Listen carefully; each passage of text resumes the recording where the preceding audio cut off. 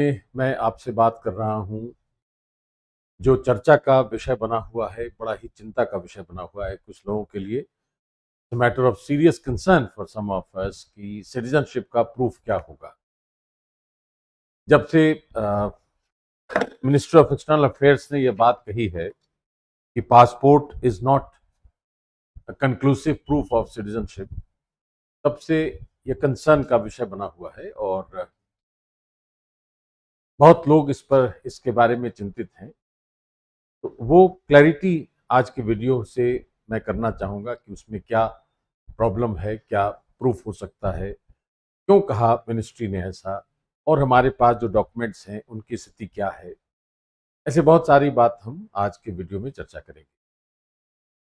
Right, एक नज़र हम उस न्यूज़ पर डालते हैं जो जिसमें उसने ये कहा है। पहला सेंटेंस है कि the Indian passport is a travel document and not a citizenship document. पहली बात तो यह कही। अब यहां पर एक और बहुत महत्वपूर्ण बात है। ये पूरा पैराग्राफ जो है इसका, यहां तक हम इसको अगर देखें,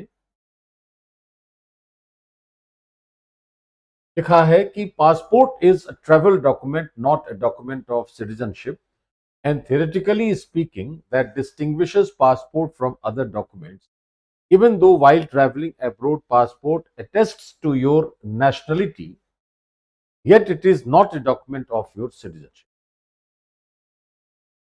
यह जो बात कही है MEA ने, उससे हमें पहला प्रश्न तो दिमाग में क्या आ रहा है कि what is the difference between nationality and citizenship. क्या अंतर होता है दोनों में? नेशनलिटी क्या है, सिटीजनशिप क्या है? एक और वर्ड इसके साथ जुड़ता है, वो है डोमिसाइल, जिसको हम हिंदी में कहते हैं अधिवास। तो डोमिसाइल, नेशनलिटी, सिटीजनशिप, ये सब क्या है, यह तो समझ में आना चाहिए पहले। दूसरा कि कौन डिसाइड करता है citizenship? Which authority? Central government, judiciary, parliament? Who is authorised? कौन ऑथराइज्ड है इसके लिए कि उसको डिसाइड करे कि आपकी सिटीजनशिप होगी नहीं होगी, सिटीजनशिप ली जा सकती है क्या है, इसके बारे में एक समझ हमारी होनी चाहिए। तीसरी बात उसमें यह है कि whether we have right to citizenship, and if yes, वो राइट टू सिटीजनशिप की नेचर क्या है? स्टैट्यूटरी राइट है, कॉन्स्टिट्यूशनल राइट है, फंडामेंटल राइट है, किस तरह का राइट है? और उसके हिसाब से फिर हम सिटीजनशिप को समझ सकते हैं कि जैसा भी वो अधिकार होगा, जैसा भी राइट है, जिस नेचर का भी राइट है, उसकी स्थिति क्या है और हम कैसे उसको क्लेम कर सकते हैं उस राइट को। राइट है तो क्लेम कर सकते हैं। इसके अलावा एक टर्मिनोलॉजी यूज की गई है कॉन्स्टिट्यूशन में, जिसको कहते हैं continuation of citizenship, right to continuation of citizenship, नागरिकता के अधिकार का बना रहना। यह एक फ्रेज यूज किया गया है आर्टिकल 10 जो कॉन्स्टिट्यूशन का है, उसमें उसकी समझ होनी चाहिए कि क्या है। इसके बाद हमें बात करनी है कि आईडी प्रूफ और सिटीजनशिप प्रूफ क्या होते हैं। किस डॉक्यूमेंट को हम आईडी प्रूफ कहेंगे, किसको सिटीजनशिप का प्रूफ कहेंगे, उसकी समझ होनी चाहिए। एसआईआर में जो समस्या आ रही थी या समस्या है हमारे सामने, तो एसआईआर के बारे में कोर्ट ने क्या कहा है कि इलेक्शन कमीशन ऑफ इंडिया क्या कर सकता है, क्या नहीं कर सकता। ऐसे तमाम मुद्दों पर हम आज बात करेंगे और यह कोशिश करेंगे समझने की कि जो सरकार ने कहा, विदेश मंत्रालय ने, वह कितना लॉजिकल है और क्या उससे वाकई हमें चिंतित होना चाहिए। ये इन सभी बातों का खुलासा, इन सभी बातों की पर चर्चा आज इस वीडियो में करते हैं हम। तो सबसे पहले हम लोग इसको समझने के बाद या इसको देखने के बाद ये कहा जाए कि हमारा जो बैकग्राउंड है वो क्या है। अभी जैसे मैंने कहा, ये लिखा है यहां कि concern has recently surfaced over the conclusive proof of citizenship. यहां पर एक शब्द है कंक्लूसिव, इसको हिंदी में कहते हैं निर्णायक। कि हमने कंक्लूड कर लिया कि क्या यही डॉक्यूमेंट हमारे सिटीजनशिप का डॉक्यूमेंट है। तो it is not a conclusive proof, यह उस तरह का डॉक्यूमेंट नहीं है। रीजन क्या है? यह एक ट्रैवल डॉक्यूमेंट है, यात्रा का दस्तावेज है, और इसको हम सिटीजनशिप का प्रूफ नहीं मान सकते। इसलिए अभी जैसे मैंने कहा कि हमें पहले 3 वर्ड्स की समझ अवश्य होनी चाहिए, उसके बाद ही हम आगे बढ़ सकते हैं इस पर। तो सबसे पहला जो शब्द है हमारे लिए वह है नेशनलिटी, या इसको हिंदी में कहेंगे राष्ट्रीयता। राष्ट्रीयता है ये। क्या है यह? It is a legal cultural concept. कानूनी कॉन्सेप्ट भी है, सांस्कृतिक भी है, दोनों गुण है इसमें।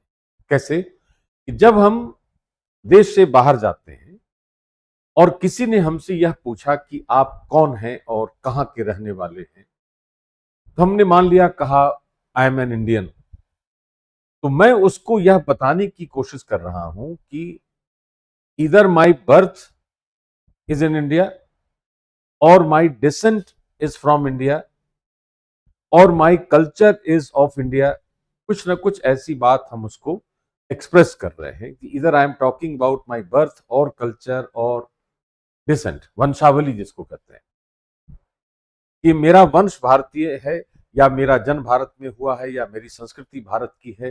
कुछ इस तरह की बात हम उसको एक्सप्रेस करते हैं।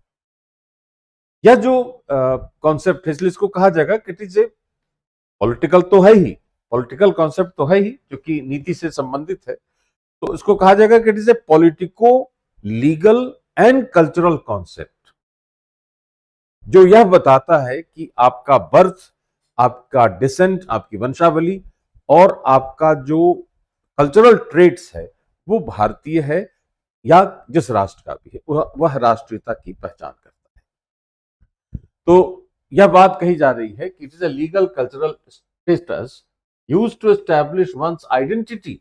हमारी पहचान है वह।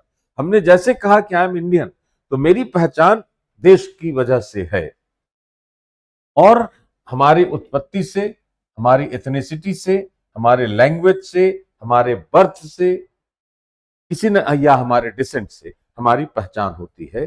इसको कहते हैं नेशनलिटी। तो नेशनलिटी हम इंडिया के सीमा के बाहर इस वर्ड को यूज करते हैं, इसका प्रयोग करते हैं, राइट। दूसरा जो कॉन्सेप्ट है इसमें वह है सिटीजनशिप। कि सिटीजनशिप क्या है? कि यह एक लीगल स्टेटस है, कानूनी दर्जा है, जो किसी को दिया जाएगा, या तो संविधान के थ्रू या कानून के थ्रू। और देगा कौन? तो देगी वहां की सरकार। जैसे भारत की बात अगर करें तो भारत की केंद्र सरकार इसके लिए सबसे अधिक रिस्पॉन्सिबल है। सेंट्रल गवर्नमेंट ही उसको ग्रांट करती है या स्टेटस देती है कि आज से आप भारत के नागरिक हैं। यह स्टेटस ग्रांट करती है भारत सरकार। तो यह एक लीगल स्टेटस है जो किसी व्यक्ति को तब मिलता है जब उसको हमने कुछ या सभी पॉलिटिकल राइट्स दे रखे, वह व्यक्ति नागरिक बन गया।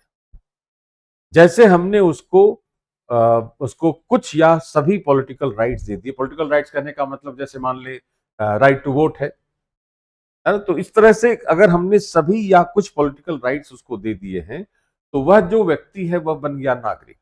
और यह कहा कि हमने उसको एक कानूनी दर्जा दे दिया, और कानूनी दर्जा देकर हमने उसको यह कहा कि अब आप आज की तारीख से भारत के सिटीजन हैं, भारत की नागरिकता आपके पास है।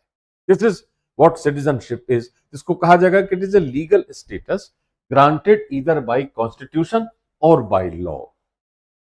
अब भारत में स्थिति क्या है कि जिन लोगों का जन्म भारत के टेरिटरी में हुआ है, कब? 26 जनवरी 1950 या 26 जनवरी 1950 के पहले, तो उनकी जो सिटीजनशिप है वो संविधान से गवर्न होती है, राइट। और उसके साथ साथ सिटीजनशिप एक्ट से गवर्न होती है। तो हमने लिखा है कि at the commencement of the constitution, संविधान के प्रारंभ पर नागरिकता। आर्टिकल 5 यह कहता है कि जिन लोगों का जन्म भारत के राज्य क्षेत्र में 26 जनवरी 1950 के पहले हुआ है, उनकी नागरिकता भारत की है, तो उनके नागरिकता का जो सोर्स है वह सोर्स भारत का संविधान है। लेकिन वह नागरिकता कैसी रहेगी, वह नागरिकता बनी रहेगी या उसको छीना जाएगा, या जो भी होगा, जो भी रेगुलेशन है, वह रेगुलेशन सिटीजनशिप एक्ट 1955 से किया जाएगा। एक सोर्स क्या हो गया? कॉन्स्टिट्यूशन। और जिनका जन्म 26 जनवरी 1950 के बाद हुआ है, उनकी सिटीजनशिप का स्रोत भी सिटीजनशिप एक्ट है और रेगुलेशन तो है ही। तो दोनों चीजें हो गई भारत में कि हमारे यहाँ सिटीजनशिप के दो सोर्स हैं। रेगुलेटरी चीज एक ही है, रेगुलेशन सिटीजनशिप एक्ट के तहत है, लेकिन सोर्स हमारे पास दो हैं, एक कॉन्स्टिट्यूशन है, एक लॉ है। इस तरीके से हम सिटीजनशिप को रेगुलेट करते हैं। तीसरा एक और जो शब्द है यहां वह है डोमिसाइल। यह मैंने लिखा है यहां पॉलिटिको सोशियो इकोनॉमिक कॉन्सेप्ट, और यह हमारे स्थायी रेसिडेंस से, परमानेंट रेसिडेंस से जुड़ता है। That makes domicile different from residence. निवास स्थान से अंतर करता है डोमिसाइल को। कैसे कि रेसिडेंस तो टेम्पररी भी हो सकता है, domicile has to have permanency.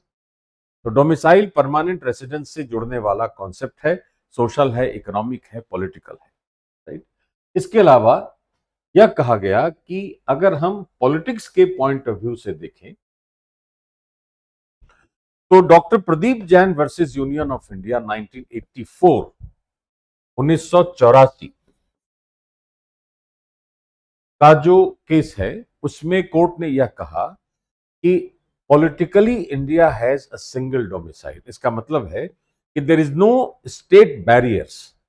कोई भी राज्य हमें रोक नहीं सकता कि नहीं आप दिल्ली के हैं तो आप उत्तर प्रदेश में नहीं रह सकते, या केरल में नहीं रह सकते, या तमिलनाडु में नहीं रह सकते। तो politically domicile of India, Bharat का अधिवास है, वो भारत का डोमिसाइल है। तो हम भारत में कहीं भी रह सकते हैं, कहीं भी आ जा सकते हैं, कोई स्टेट का बैरियर नहीं है। लेकिन सोशल या इकोनॉमिक कॉन्टेक्स्ट में अगर देखेंगे तो राज्यों में डोमिसाइल की नीति अलग अलग हो सकती है। जैसे वो चाहे इनहेरिटेंस को लेकर हो, वो चाहे मैरिज को लेकर हो, वो चाहे एडॉप्शन को लेकर हो, या एम्प्लॉयमेंट को लेकर हो। अलग अलग जो रिक्वायरमेंट्स हैं उसमें राज्य अपने हिसाब से डोमिसाइल की पॉलिसी बना सकते हैं, पॉलिटिकली नहीं अलग अलग कर सकते। तो डॉक्टर प्रदीप जैन वाले केस में यह बात बहुत स्पष्ट रूप से कह दी गई कि politically India has a single domicile. ये कॉन्सेप्ट हो गया कि नेशनलिटी जो है वह इंटरनेशनली यूज्ड कॉन्सेप्ट है ना, जिसमें हम अपने बर्थ, अपने डिसेंट, अपने कॉमन लैंग्वेज, अपनी एथनिसिटी, अपने कल्चरल ट्रेड्स को एक्सप्लेन करते हैं, एक्सप्रेस करते हैं किसी के सामने। Citizenship is a legal status, एक तरह का कानूनी दर्जा है जो किसी व्यक्ति को तब मिलता है जब उसको हमने कुछ या सभी राजनीतिक अधिकार दे दिए, पॉलिटिकल राइट्स दे दिए उसको, तब वो बन गया सिटीजन, और उसका जो स्टेटस हो गया वो सिटीजनशिप का हो गया, राइट।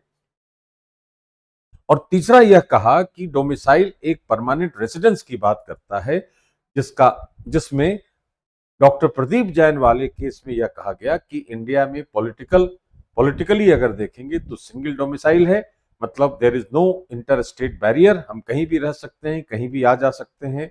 लेकिन अगर हमें एम्प्लॉयमेंट चाहिए तो हो सकता है किसी राज्य की अपनी डोमिसाइल पॉलिसी हो कि आप कम से कम 5 वर्ष से यहाँ रह रहे हो या 10 वर्ष से रह रहे हो, तभी आपको यहाँ रोजगार मिलेगा, ऐसा कुछ कर सकता है राज्य। तो सोशियो इकोनॉमिकली वह डोमिसाइल की पॉलिसी बना सकता है state, but not politically, right. यहां तक की स्थिति। अब क्या है कि डोमिसाइल को अगर हम एक्सप्लेन करें तो there are two types of domicile. Domicile by origin, इसका मतलब होता है बाय बर्थ, कि हमारा जन्म भारत की टेरिटरी में हुआ है। जिस टेरिटरी का वर्णन कहां है? आर्टिकल 1 ऑफ द कॉन्स्टिट्यूशन, कि अगर किसी का जन्म भारत के राज्य क्षेत्र में, भारत की टेरिटरी में, जिसको मेंशन किया है हमने आर्टिकल 1 जो कॉन्स्टिट्यूशन का है उसमें, उस टेरिटरी में कहीं पर भी अगर उसका भारत में जन्म हुआ है तो उसको भारत में परमानेंटली रहने का अधिकार मिलता है जन्म से। इसको हम कहते हैं डोमिसाइल बाय ओरिजिन या domicile by birth.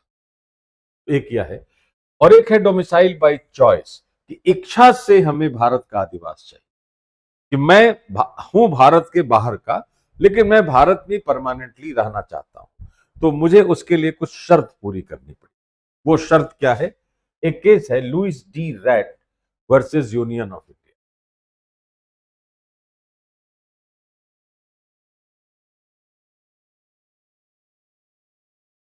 Louis de Raedt versus Union of India 1991। इस केस में कोर्ट ने दो कंडीशंस रखे। ये तो लिखा है डोमिसाइल बाय बर्थ, ये हो गया। एक क्या है? परमानेंट रेसिडेंस होना चाहिए। अगर कोई व्यक्ति बाहर का है, उसको इंडियन डोमिसाइल चाहिए, तो उसको दो शर्तें पूरी करनी पड़ती है। एक कि उसका परमानेंट रेसिडेंस होना चाहिए, और दूसरा कि उस रेसिडेंस में अनिश्चित काल तक रहने की इंटेंशन होनी चाहिए। उस परमानेंट रेसिडेंस में उसको इनडेफिनिट पीरियड तक रहने का इंटेंशन उसका होना चाहिए। अब ये इनडेफिनिट पीरियड क्या है? इनडेफिनिट पीरियड का मतलब होता है until death, because that is definite. Death is definite but it is indefinite. मृत्यु जो है वह निश्चित है लेकिन वही सबसे अनिश्चित है। तो इनडेफिनिट पीरियड तक अगर वहां रहने की मंशा है और उसका परमानेंट रेसिडेंस है, तो उसको हम डोमिसाइल ग्रांट कर सकते हैं। हम का मतलब है यहां केंद्र सरकार से। तो केंद्र सरकार डोमिसाइल प्रदान कर सकती है अगर ये दो शर्तें पूरी होती। तो एक एस्पेक्ट तो यह हो गया कि नेशनलिटी क्या है, सिटीजनशिप क्या है, और डोमिसाइल क्या है, राइट। अब प्रश्न आता है कि हु डिसाइड्स ऑन सिटीजनशिप? कौन तय करेगा? हमने कहा कि भारत सरकार तय करती है। Parliament is empowered to make a law.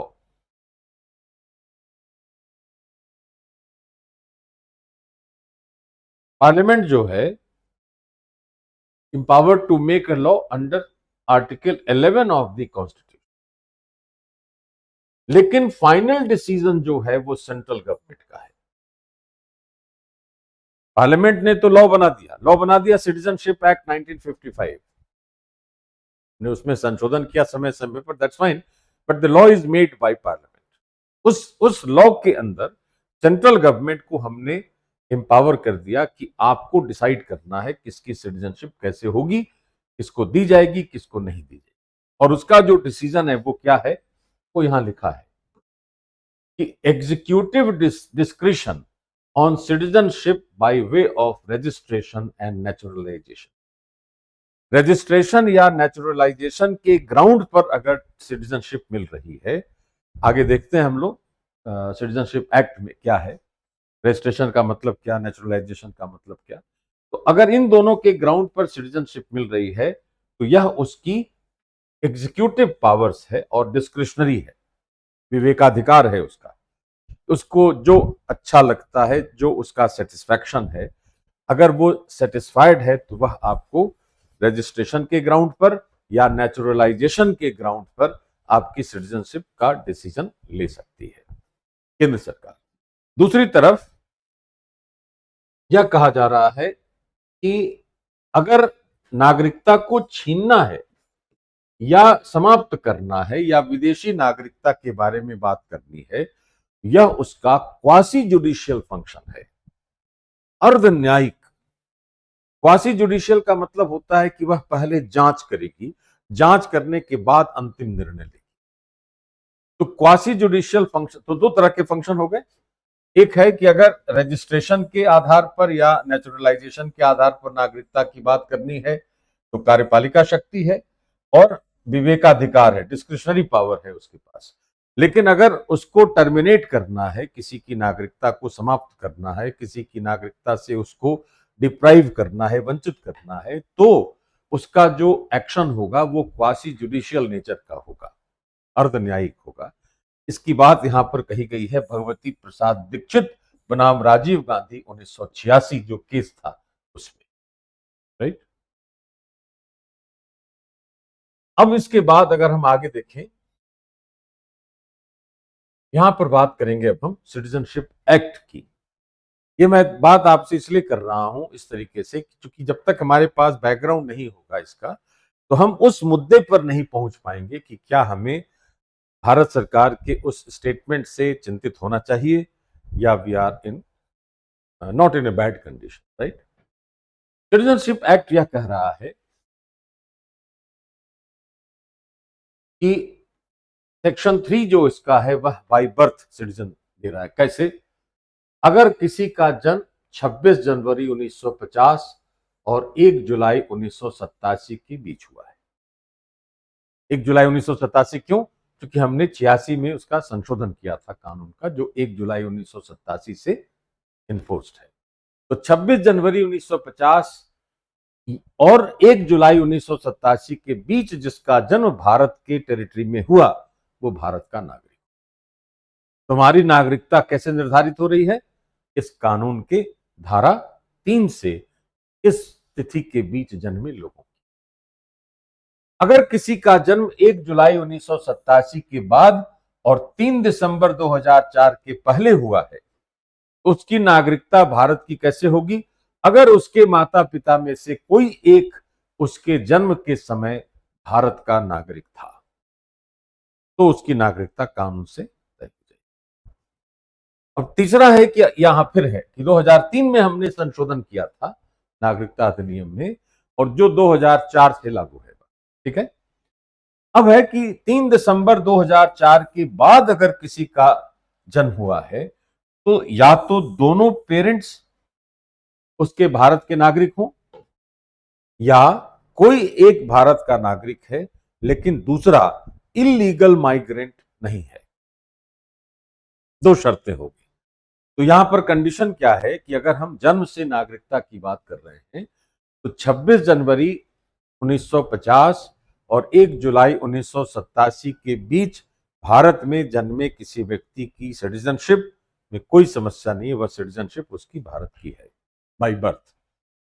1 जुलाई 87 से 3 दिसंबर 2004 के बीच अगर किसी का जन्म हुआ है, तो एक शर्त क्या है कि उसके माता पिता में से किसी एक का भारत का सिटीजन होना अनिवार्य है जब उस बच्चे का जन्म हुआ था।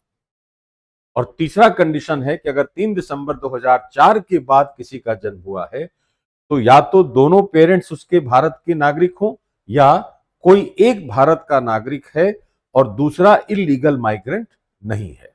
इलीगल माइग्रेंट कौन होता है? तो दो तरीके से इलीगल माइग्रेंट की बात की जाती है सिटीजनशिप एक्ट में ही। वो क्या है कि इलीगल माइग्रेंट वह व्यक्ति होगा जिसके पास वैलिड ट्रैवल डॉक्यूमेंट नहीं है। पहला कि अगर वैलिड ट्रैवल डॉक्यूमेंट नहीं है तो वह इलीगल माइग्रेंट है।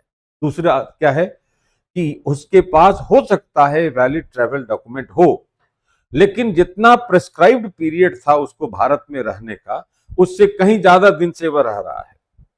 तो मान लिया उसको 3 महीने तक की अनुमति थी कि आप भारत आ रहे हैं तो भारत में 3 माह तक आप रह सकते हैं, लेकिन आप 4 माह से रह रहे हैं और आपका जो परमिशन था वो खत्म हो गई है आपकी परमिशन, तो वह भी इलीगल माइग्रेंट। यह शर्त है कि या तो माता पिता दोनों भारत के नागरिक हों, या कोई एक अगर भारत का नागरिक है तो दूसरा इलीगल माइग्रेंट नहीं होना चाहिए। तो ऐसी स्थिति में जन्म के आधार पर नागरिकता का पूरा जो कॉन्सेप्ट है वह केंद्र सरकार निर्धारित करेगी, और हमारी नागरिकता हमारे जन्म से यहां दिखाई दे रही है, राइट।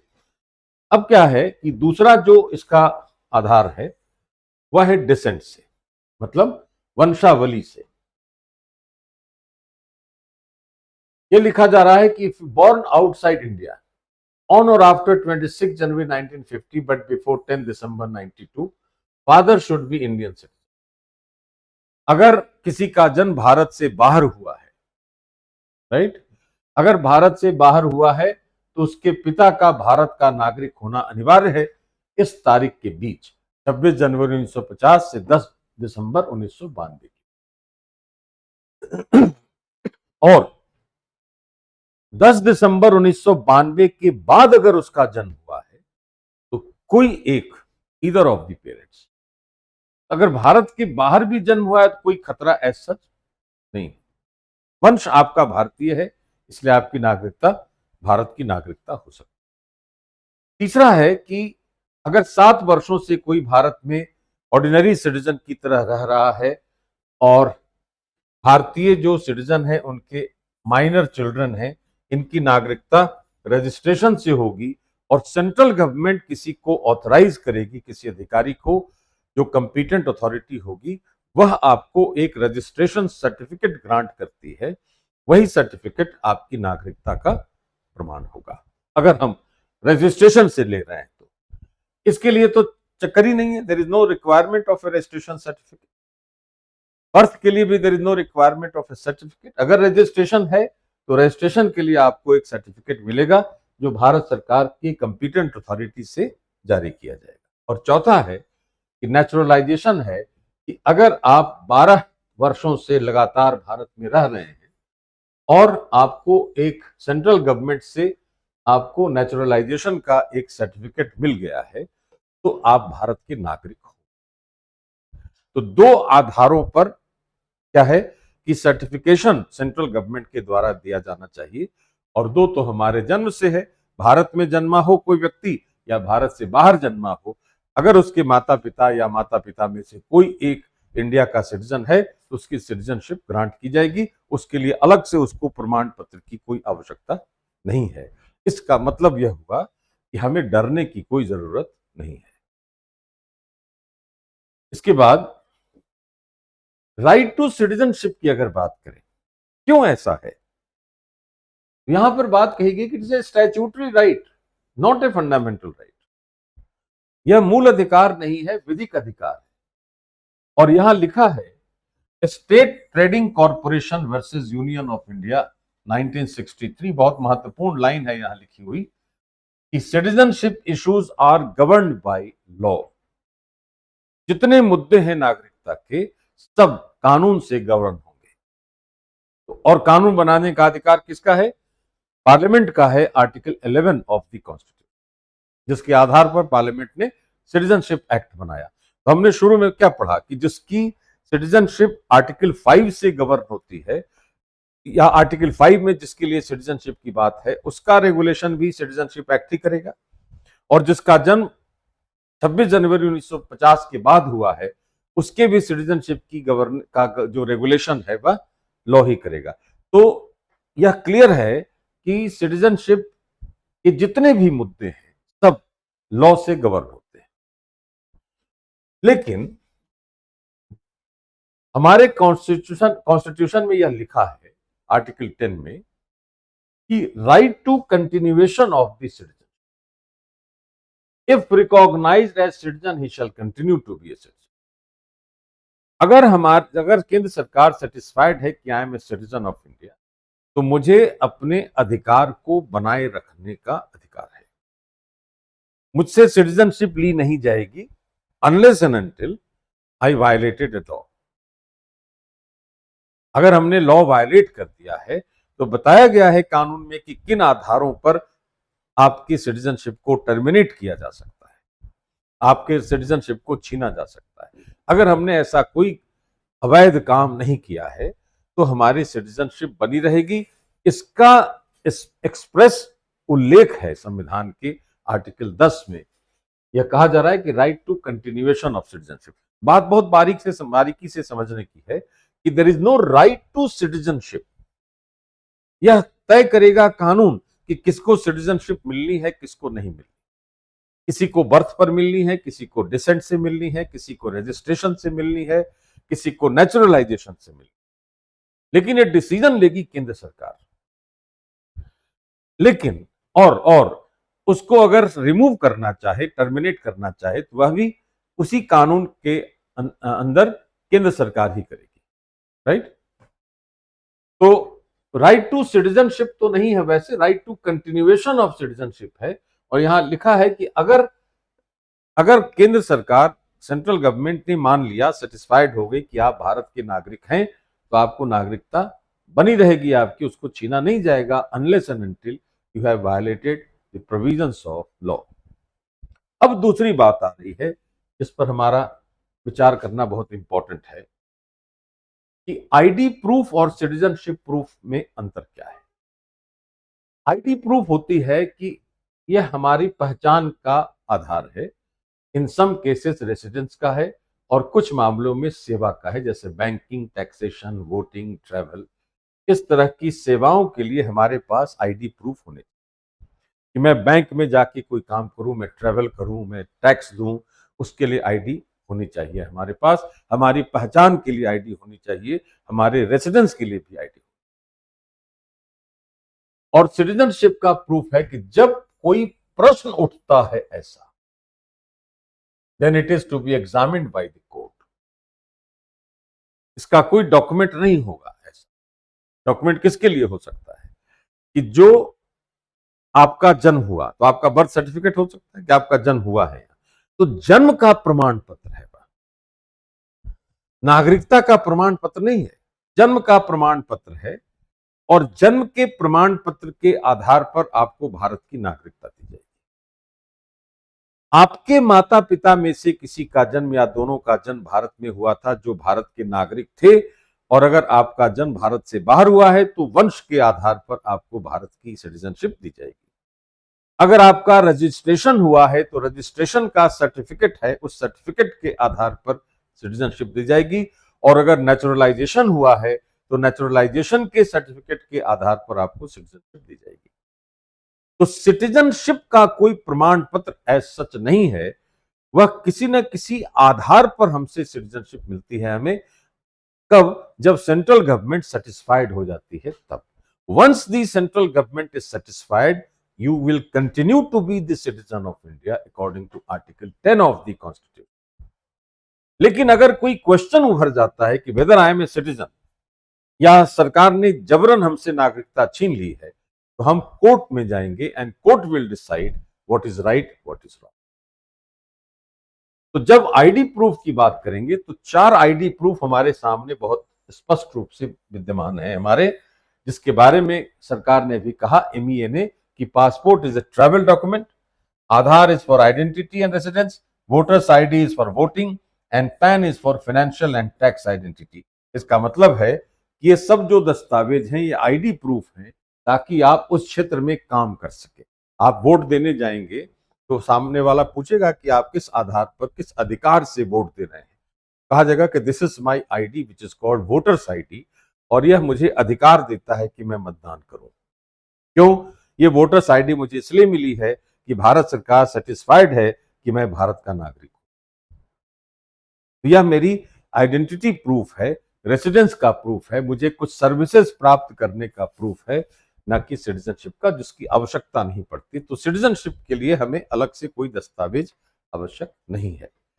और अब अगर जो हम चिंता की बात करें सर की, SIR, तो ADR वर्सेस ECI 2026, यह जो मामला है इसमें कोर्ट ने यह कहा कि ECI can conduct limited inquiry into citizenship for voter roll verification, it cannot act as final orbiter.